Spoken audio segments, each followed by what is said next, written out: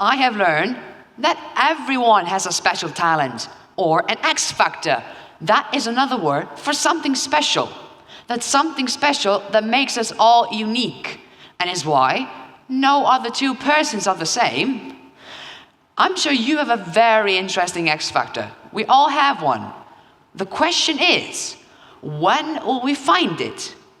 You may have found yours already, but if not, you'll definitely find it soon. I found my X factor when I was 10 years old, and I really want to share that story with you because that's when everything changed for me. But first, I would like to tell you about myself.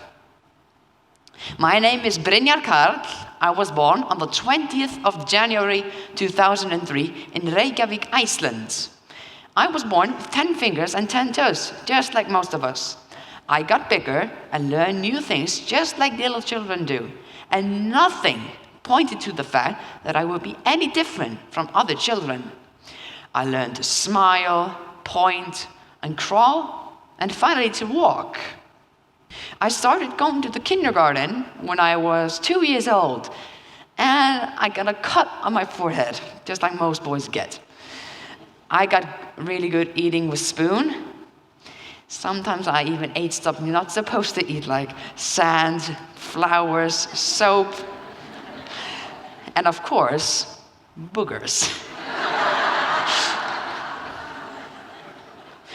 I learned all the letters of the alphabet and how to put them together and create words.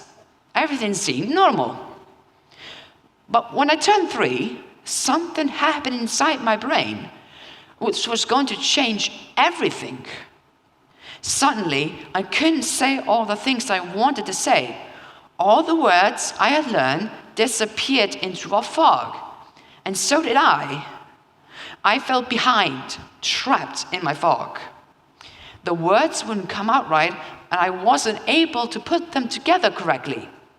I changed from a happy boy into an unhappy and lonely boy. Instead of smiles, there were tears.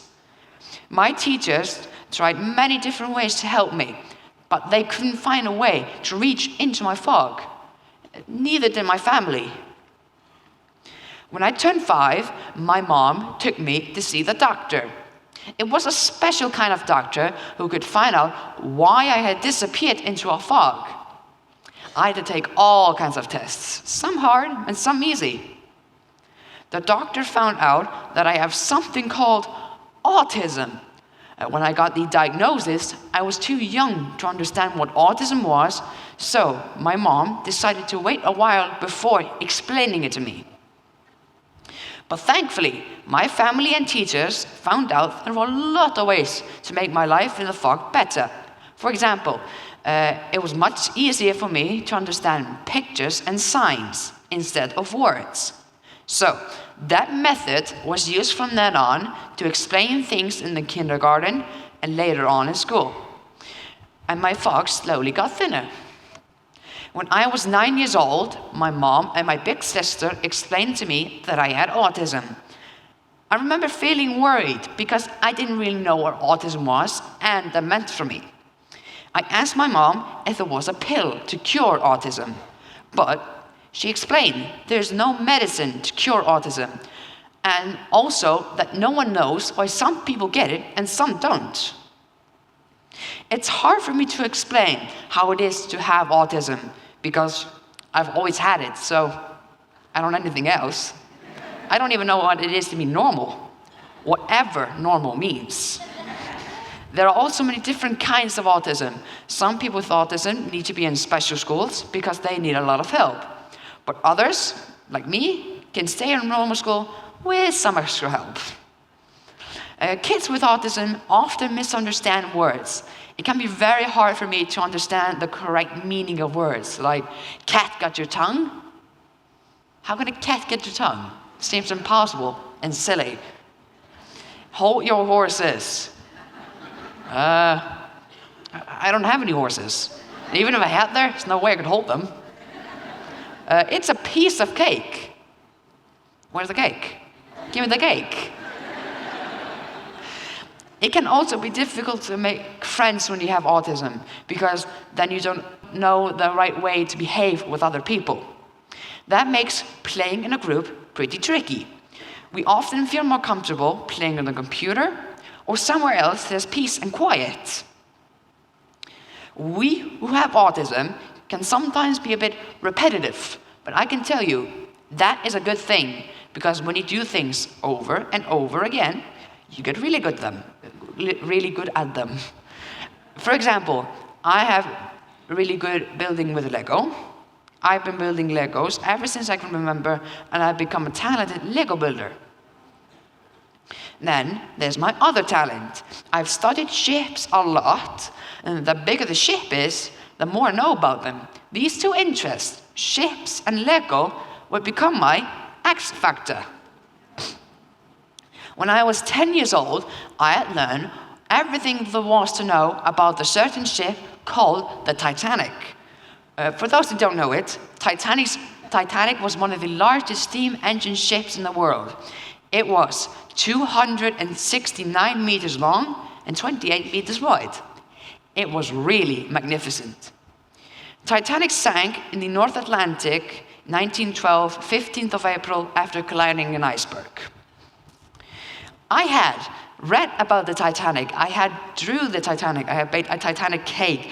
I have finished a Titanic jigsaw puzzle. I have built a model of the Titanic. I have dreamt about the Titanic.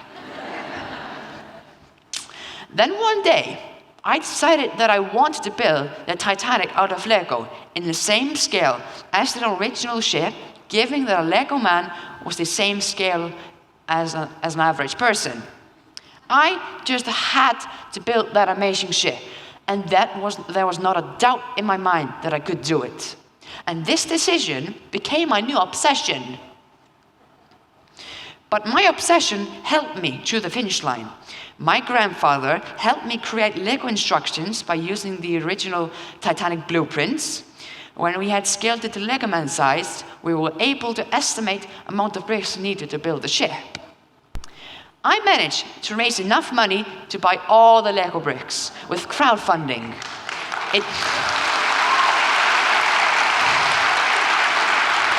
Thank you. It took me 11 months and 700 hours to build my 6.5 meter long dream ship, using over 56,000 bricks. I came every day after school to build, and I had visitors giving me a helping hand. But what's more important, and why I stand here on this stage, is what I discovered. It was much bigger than my ship. I learned what really drove me to the finish line. And it was not only my obsession. This discovery is for all of us that are chasing a dream and would like to turn it into reality. Number one, you have to believe. And I really believed that I could build the Titanic. Number two, you need the right team to help you get you there. And I had my family. Number three, never, never, never give up. There will be obstacles, but you will overcome them with the help of your team and you believe. Like I said, there's no pill to cure autism.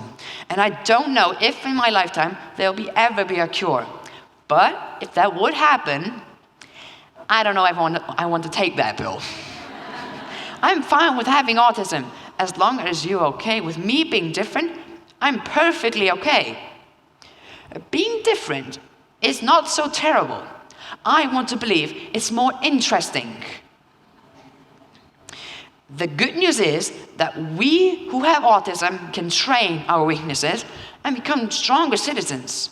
I'm a living proof, and many other. Autism does not have to be a negative thing. It can be a gift. It all depends on how we look at it, and I prefer to look at it as a positive thing. Thank you.